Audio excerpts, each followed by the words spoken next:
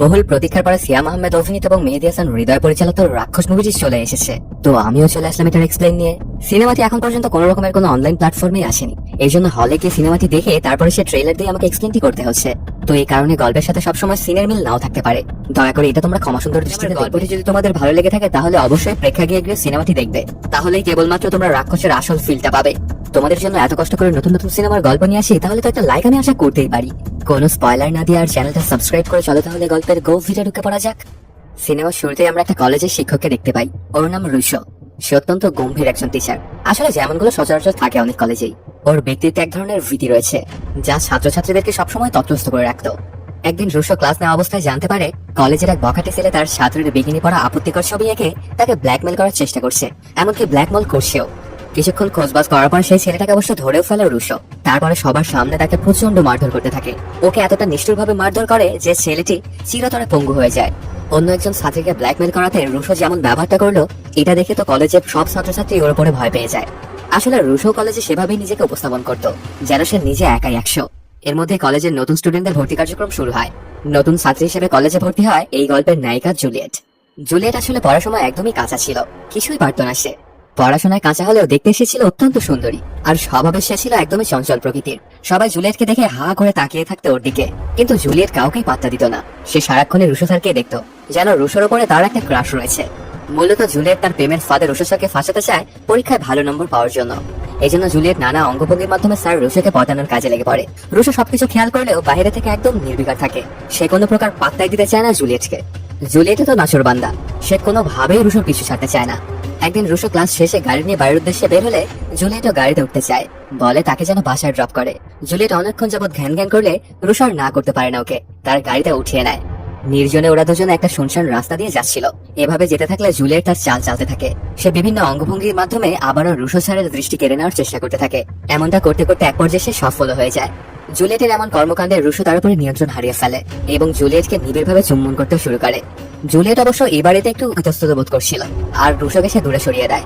আর রুশোকে বলে, আমি আসলে আপনাকে সেইভাবে লাইক করি না। আপনার দৃষ্টি আকর্ষণ করেছিলাম শুধুমাত্র পরীক্ষাতে ভালো নাম্বার পাওয়ার জন্য। তাছাড়া আমি আপনাকে ভালোবাসি না, এই সবটাই ছিল একদমই দুষ্টুমি। কিন্তু এতদিনের রুশো তো জুলিয়েটের প্রতি একদমই আসক্ত হয়ে পড়েছিল। আসলে রুশো অনেক আগেই জুলিয়েটকে পছন্দ করে ফেলেছিল, কিন্তু কোনো পাত্তা দেয়নি ওকে, কারণ সে হচ্ছে টিচার আর জুলিয়েট একজন স্টুডেন্ট, তাই সেভাবে পাত্তা দেয়নি ওকে। কিন্তু যখন জুলিয়েট বারবার ওকে অ্যাপ্রোচ করছিল তখন গিয়ে ওকে পাত্তা দেয় রুশো। কিন্তু এখন তো রুশো দেখছে যে সবগুলোই আসলে মিথ্যে নাটক ছিল। তবে রুশো একদমই চুপচাপ থাকার পাত্র নয়। জুলিয়েটের উপরে ভয়ঙ্কর অধিকার বোধ ফাটানো শুরু করে রুশো। জুলিয়েট যেখানেই যেত সেখানেই গিয়ে পৌঁছাতো রুশো। কলেজে জুলিয়েটের উপর রুশো এক প্রকার প্রভাব বিস্তার করতে থাকে। এভাবে দিন কাটতে থাকলে রুশো আস্তে আস্তে জুলিয়েটকে আরো বেশি ভালোবাসতে শুরু করে। একদিন রুশো জুলিয়েটকে সারপ্রাইজ দিতে চলে যায় তার বাসায়, কিন্তু বাসায় গিয়ে জানতে পারে জুলিয়েট আসলে বাসায় নেই। তাই ফোন করে জুলিয়েটের এক বান্ধবী রিতাকে, জিজ্ঞেস করে জুলিয়েট কোথায় গেছে। যেহেতু টিচার তাই রিতা সত্যি আর গোপন করতে পারে না, তাই ভয়ে ভয়ে রিতা জানায় জুলিয়েট গিয়েছে স্থানীয় কুখ্যাত অপরাধী সোহেল মন্ডলের কাছে। আসলে তার সাথে সে বাইরে ঘুরতে গিয়েছে। জুলিয়েট অনেক আগে থেকেই সোহেলকে ভালোবাসতো, যা তার ফ্রেন্ডরা জানে কিন্তু অন্য কেউ জানে না। কিন্তু রুশো যখন সোহেলের কথা জানতে পারে এবং জুলিয়েট যে সোহেলের সাথে বেরিয়েছে এটা জানে, তখন রুশোর মাথা খারাপ হয়ে যায়। এমনিতেই রুশো ছিল অত্যন্ত রাগী এবং ভয়ঙ্কর একজন মানুষ। জুলিয়েটের এই কর্মকাণ্ড রুশোকে আরো রাগান্বিত করে ফেলে। রাগ এবং ঈর্ষায় অন্ধ হয়ে রুশো জুলিয়েটের বাড়ির সামনে জুলিয়েটের জন্য অপেক্ষা করতে থাকে, কিন্তু অনেক সময় পেরিয়ে যায়, তারপরেও জুলিয়েট আসে না। এত অপেক্ষা করাতে রুশোর রাগ যেন আরো অনেক গুণে বেড়ে যায়। এভাবে কেটে যায় আরো অনেকক্ষণ। তারপর এক পর্যায়ে জুলিয়েট বাসায় এসে ফেরে। তখন রুশোর সাথে কোনো কথা না বলেই আগে তাকে পৈশাচিক মারধর শুরু করে দেয়। এরপর জুলিয়েট সহ সকল মেয়েদের টাকার প্রতি লোভ নিয়ে অপমানজনক কথা শোনায়। তোরা আসলে টাকা পেলে কুত্তার পা চাটতেও ভাববি না। এলাকার গ্যাংস্টার সোহেল মন্ডলের কাছে আছে বলে আজ তুই তার সাথে আছিস, কাল অন্য কেউ আসলে আবার তার কাছে যাবি। তোদের মতো নষ্ট মেয়েরা এমনই হয়, যারা সবসময় টাকাকেই বড় করে দেখে। এসব বলতে বলতে রুশো মারতে থাকে জুলিয়েটকে। ওকে এতটাই মারে যে একদম রক্তে যেন ভেসে যাচ্ছিল জুলিয়েট। মার খেতে খেতে রক্তাক্ত অবস্থায় অজ্ঞান হয়ে পড়ে যায় জুলিয়েট। তখন সেখান থেকে চলে যায় রুশো, এমনকি ওকে হাসপাতালেও নিয়ে যায় না। রুশো সেখান থেকে চলে যাওয়ার পরে জুলিয়েট অস্পষ্ট ভাষায় বলতে থাকে, আমি আসলে ডাবল টাইমিং করিনি। স্বেচ্ছায় আমি তো সোহেল মন্ডলের সাথে যেতেও চাইনি। সে আমাকে প্রচন্ড পরিমাণে ব্ল্যাকমেল করছিল, যেতে বাধ্য হয়েছিলাম আমি ওর সাথে। জুলিয়েটের অস্পষ্ট কথাতে বোঝা যায় সে আসলে রুশোকেই ভালোবাসতো, কিন্তু রুশো তো সেটা জানতেই পারলো না। উল্টো বিশ্বাসঘাতকতার ট্যাগ লাগিয়ে দিয়ে রক্তাক্ত করে চলে গেল। এরপর কেটে যায় বেশ কয়েকদিন। জুলিয়েট এখন আগের থেকে অনেকটাই সুস্থ। জুলিয়েট সুস্থ হয়ে উঠলে সোহেল মন্ডল আবারও নজর দেয় জুলিয়েটের দিকে। অনলাইনে জুলিয়েটের বিভিন্ন ছবি দেখে ওর দিকে বাজে নজর দিতে থাকে সোহেল মন্ডল। মনে মনে ঠিক করে আজকে তারিখে লাগবেই, তাই তার বিশ্বস্ত সহযোগী জিল্লুকে পাঠায় জুলিয়েটকে তুলে আনার জন্য। জিল্লু সোহেল মন্ডলের আদেশ পেয়ে জুলিয়েটকে তার বাড়ি থেকে উঠিয়ে নিয়ে আসে সোহেল মন্ডলের কাছে। সোহেল এবার জুলিয়েটকে সামনাসামনি দেখে তো আরো যেন টালমাটাল অবস্থা হয়ে যায়। জুলিয়েটকে সরাসরি কুপ্রস্তাব দিয়ে বসে সোহেল মন্ডল, কিন্তু জুলিয়েট তো আসলে রুশোকে সত্যিকারের ভালোবাসতো, তাই জুয়েল মন্ডলের কুপ্রস্তাবে সে না করে দেয়। সেই সাথে তাকে নিজের বাড়িতেও রেখে আসতে বলে জুলিয়েট। সোহেল মন্ডল এবার জুলিয়েটকে হুমকি দিতে শুরু করে, বলে তুই কি জানিস আমার এই আস্তানার নিচে কিন্তু অনেক মেয়ের লাশ পথ আছে। শুধু তাই নয়, পুঁতে রাখার আগে সবার স্বাদ কিন্তু আমি গ্রহণ করে নিয়েছি। এখন যদি তুই রাজি না হোস তাহলে তোর সাথেও একই কর্মকাণ্ড করবো আমি। জুলিয়েটের আর বুঝতে বাকি থাকে না পরিস্থিতি যত সামনের দিকে আগাচ্ছে তত ঘোলাটে হয়ে যাচ্ছে। তাই ওর বাড়িতে থাকা সোহেল মন্ডলের দাদির কাছে ছুটে আসে জুলিয়েট। নিজেকে সতী সাবিত্রী রাখার জন্য দাদির কাছে গিয়ে সাহায্য চাইতে থাকে, কিন্তু লাভ তেমন একটা হয় না। আসলে সোহেল মন্ডলের দাদি ছিল ওর থেকেও কয়েক গুণ বেশি খারাপ। ওর নাতির আনন্দের জন্য সে সবকিছু করতে প্রস্তুত। সে জুলিয়েটকে বাঁচানো তো দূরের কথা, বন্দুকুচি আরো জুলিয়েটকে ভয় দেখাতে থাকে। সেই সাথে ওকে সোহেল মন্ডলের কাছেই থাকতে বলে, না হলে ওর পরিবার সহ সবাইকে মেরে ফেলার হুমকিও দেয় দাদি। এই জন্য আর অন্য কোনো উপায় না থাকায় সোহেল মন্ডলের বাড়িতে বন্দি জীবন কাটাতে থাকে জুলিয়েট। এভাবে থাকতে থাকতে হঠাৎ করে একদিন সোহেল এবং তার পুরো গ্যাং মিলে জুলিয়েটের সাথে সেই খারাপ কাজটা করে, ওর ইচ্ছার বিরুদ্ধে গিয়ে ওর সাথে সহবাস করে। মূলত সোহেলের প্ল্যানই ছিল এটা, কারণ একবার সে যে মেয়ের দিকে তাকায় তাকে শেষ করেই তারপরে ক্ষান্ত হয় সোহেল। ওরা পুরো গ্যাং মিলে জুলিয়েটের সাথে কাজগুলো করার পরে রক্তাক্ত অবস্থা হয়ে যায় জুলিয়েটের। তখন রাস্তার পাশে ওকে ফেলে দিয়ে চলে যায় সোহেল মন্ডল এবং তার দলবল। এর মধ্যে এই খবরটা রুশো পেয়ে যায় এবং ছুটে আসে জুলিয়েটের কাছে। এখান থেকে রুশো জুলিয়েটকে উদ্ধার করে নিয়ে আসে হাসপাতালে। হসপিটালে নিয়ে যাওয়ার পর রুশো মারাত্মক জখম হয়ে কাতরাতে থাকা জুলিয়েটের পাশে বসে প্রতিজ্ঞা করে সোহেল মন্ডলকে মেরে তার রক্ত দিয়ে যতক্ষণ না সে গোসল করবে ততক্ষণ তার কোনো শান্তি নেই। সাথে এটাও বলে ওর রক্ত দিয়ে গোসল করার পরে তোমাকে আমি বিয়ে করবো জুলিয়েট, তুমি একদম কোনো টেনশন করো না, আর তোমাকে আমি কিছুই হতে দেবো না। রুশোর কথা এবং কাজের মধ্যে খুবই মিল ছিল। একটা বালতি এবং একটা বন্দুক নিয়ে সোজা হানা দেয় সোহেল মন্ডলের রাস্তায়। এখানে এসে তাণ্ডব লীলা শুরু করে দেয় রুশো। এক এক করে সোহেল মন্ডলের অনেকগুলো সোলজারকে মেরে ফেলে। এতগুলো মানুষের যেন রুশোর কাছে কিছুই নয়। চোখের পলকেই সেখানে প্রায় সবাইকেই মেরে ফেলে রুশো। এরপর শুরু হয় রুশো এবং সোহেল মন্ডলের হ্যান্ড টু হ্যান্ড ফাইট। কেউই যেন কারোর সাথে কম নয়। ওদের দেখে এমনটা মনে হচ্ছিল যেন বাঘের সিংহে লড়াই। অনেকক্ষণই ওদের দুজনের ফাইটটা চলে, কিন্তু সোহেল মন্ডল কোনোভাবেই রুশোর সঙ্গে পেরেছে না। রুশোর কাছে প্রচন্ড মার খেয়ে সোহেল মন্ডল আত্মর অবস্থায় নিচে পড়ে থাকে। তখন রুশো তার বন্দুকটা হাতে নেয় আর সোহেল মন্ডলের মেশিনে গুলি করে দেয়। কয়েক সেকেন্ডের মধ্যে মারা যায় সোহেল মন্ডল। এই ব্যাপারটাতে রুশো মোটামুটি অনেকটাই খুশি হয়ে গিয়েছিল, আর সে খেয়ালি করেনি যে পিছন থেকে সোহেল মন্ডলের একটা চেলা ওর দিকে বন্দুক তাক করে। ঠিক তখনই চলে আসে জিল্লু। আসলে বরবাদে আমরা যে জিল্লুকে দেখেছিলাম এটা সেই জিল্লুই। সে এসে ওই চেলাটাকে মেরে রুশোকে বাঁচিয়ে নেয়। আসলে জিল্লু এখানে কেন এসেছে এটা একটু সামনের দিকে গিয়ে জানতে পারবা। তো সোহেল মন্ডলকে মেরে ফেলার পরে তার রক্ত নিয়ে আসে রুশো এবং সেটা দিয়ে গোসল করে নেয়। যেহেতু রুশো প্রভাবশালী গ্যাংস্টার সোহেল মন্ডলকে মেরেছে, তাই রুশোকে মারার জন্য অনেকেই ওর পিছু লাগে। এতে রুশো গ্যাংস্টারের নাম লেখায়। আসলে সোহেল মন্ডলকে মারায় অলরেডি রুশোর নাম ডাক হয়ে গিয়েছিল। সে এখন হয়ে গিয়েছিল সোহেল মন্ডলের চেয়েও বড় গ্যাংস্টার, তাই তার দলে অনেকেই চলে আসে। রুশো এবার শিক্ষকতা বাদ দিয়ে ফুল টাইম গ্যাংস্টারের খাতার নাম লিখে নেয় নিজের, আর ধীরে ধীরে আন্ডারওয়ার্ল্ডের ডন হয়ে ওঠে। সবাই রুশোকে দেখলে সালাম দেওয়া শুরু করে, কারণ এই রুশো অন্যান্য গ্যাংস্টারের চাইতেও প্রচুর বেশি প্রভাবশালী। এর পরপরই দেখা যায় রুশোর বাবা আলিরাজকে, যে আসলে দেশের সবচেয়ে বড় অস্ত্র উৎপাদনকারী প্রতিষ্ঠানের মালিক। চারিদিকে অনেকে নাম ডাক আছে ওনার। বরবাদের আরিয়ান মির্জা মারা যাওয়ার পরে জিল্লু তার বিশ্বস্ত বসকে হারিয়ে একাকী হয়ে পড়লে আলিরাজ তার পিএস হিসেবে জিল্লুকে নিয়োগ দেয়।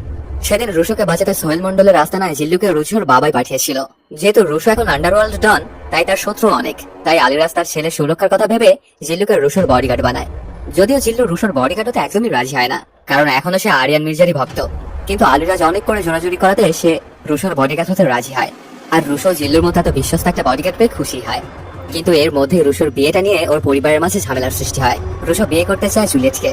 রুশোর চাচা আবার তার নিজের মেয়ের বিয়ে দিতে চায় ওর সাথে। এই নিয়ে দুই পক্ষের মধ্যে ঝামেলা বাঁধে। তখন রুশো তার চাচাতো বোনের এক গোপন সম্পর্কের কথা ফাঁস করে দিয়ে অপমান করে। ওর চাচাতো বোনের যে অন্য জায়গায় অ্যাফেয়ার আছে সেটাই সে প্রকাশ করতে চেয়েছে।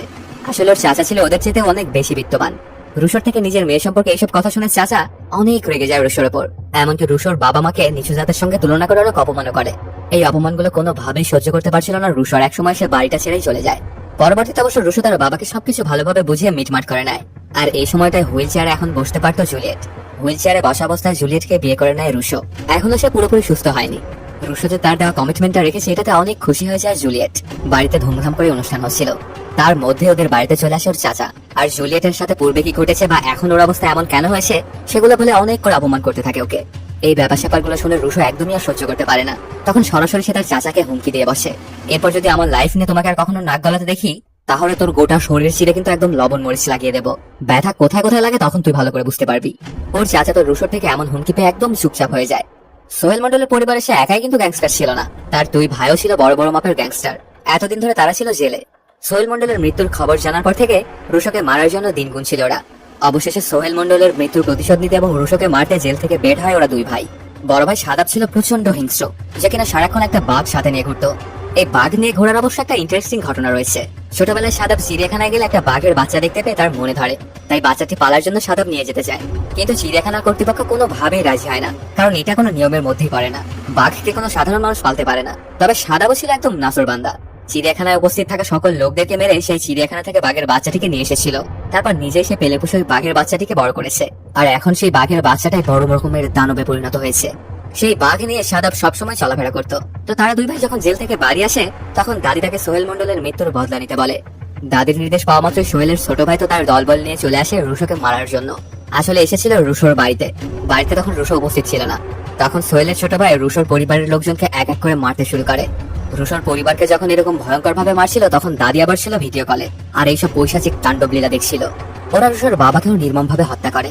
আসলে এখানে সোহেল মন্ডলের ছোট ভাইয়ের সাথে যোগ দিয়েছিল রুশোর নিজের চাচাও। আর সে নিজের রক্ত দিয়ে নিজেই মাঠে থাকে। রুশো যেহেতু তার মেয়েকে বিয়ে করেন, এর জন্য অনেক রাগ ছিল চাচার। আর তারপর রুশো তাকে হুমকিও দিয়েছিল। ঠিক এই কারণেই সে ওদের সাথে যোগ দিয়ে এদেরকেই মারছিল। তারপর পরে রুশো বাড়িতে এসে পৌঁছে দেখতে পায় চারিদিকে পড়ে আছে ওর ফ্যামিলির বিভিন্ন মেম্বারের লাশ। ওর চোখের সামনে পরিবারের লাশের স্তূপ পড়ে আছে।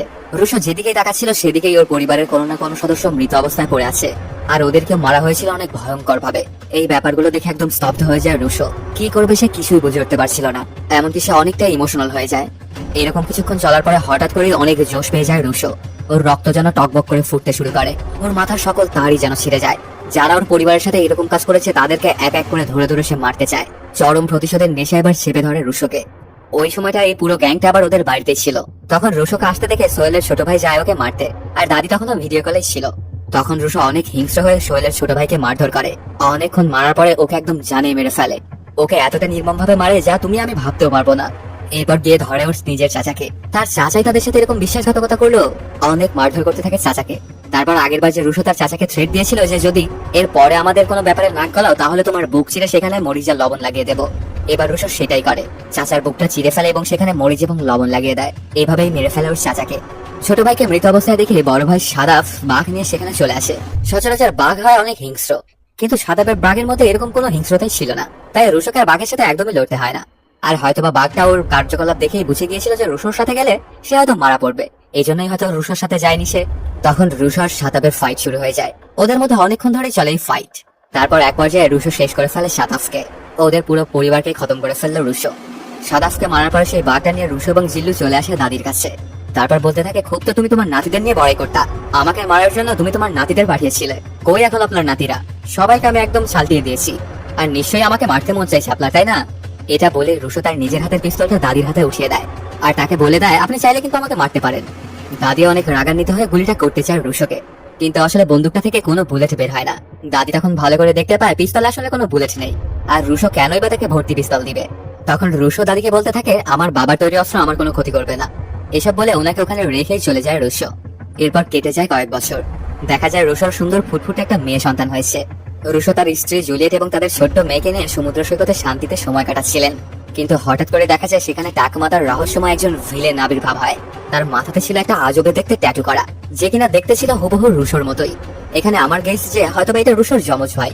সে এসেই রুশোকে বন্দি করে ফেলে এবং মেয়েটাকে শিকলে বেঁধে কুকুরের মতো টেনে নিয়ে যেতে থাকে। এরপর রুশোর চোখের সামনে তার মেয়ে এবং তার বউকে বীভৎসভাবে হত্যা করে।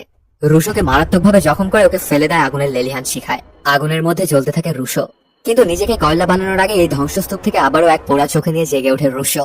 এখানে বোঝা যাচ্ছে যে রুশো আরো বেশি ভয়ঙ্কর হয়ে ফিরবে। তো সেটার জন্য আমাদের রাক্ষস 2 এর জন্য অপেক্ষা করতে হবে। আর এর মাধ্যমে শেষ হয়ে যায় সিনেমাটি। তবে এখানে অনেকগুলো প্রশ্ন জাগে। কেনই বা রুশোর মতো দেখতে একজন রুশোর পুরো পরিবারকে মেরে ফেললো? আর রুশোর সাথে সেই চেহারার লোকটির সম্পর্ক কি? আসলে কি তারা দুজনে যমজ, নাকি অন্য কোনো রহস্য আছে? নাকি সার্জারি করে সে রুশোকে নিজের মতো বানিয়েছে কোনো একটা উদ্দেশ্য হাসিল করার জন্য? এগুলো সব প্রশ্নের উত্তর পাওয়া যাবে রাক্ষস 2 এর মাধ্যমে। তো বন্ধুরা, কেমন লাগলো আজকের এই এক্সপ্লেইনটি জানাতে কমেন্ট করো। আর যদি এখনো চ্যানেলটা সাবস্ক্রাইব না করে থাকো তাহলে তাড়াতাড়ি সাবস্ক্রাইব করে নাও। দেখা হচ্ছে নতুন কোনো ভিডিওতে। Till then, সায়োনারা।